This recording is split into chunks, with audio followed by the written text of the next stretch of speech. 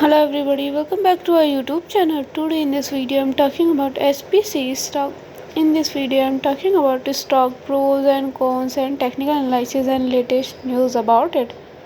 Stock is trading at 3.90 US dollar with 1.89% negative in a day.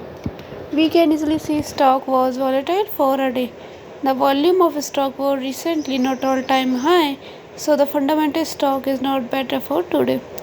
Before buying and selling the stock, please consult your financial advisor. Today's video is done. Thanks for watching. Please subscribe my YouTube channel and like the video and also comment all related queries.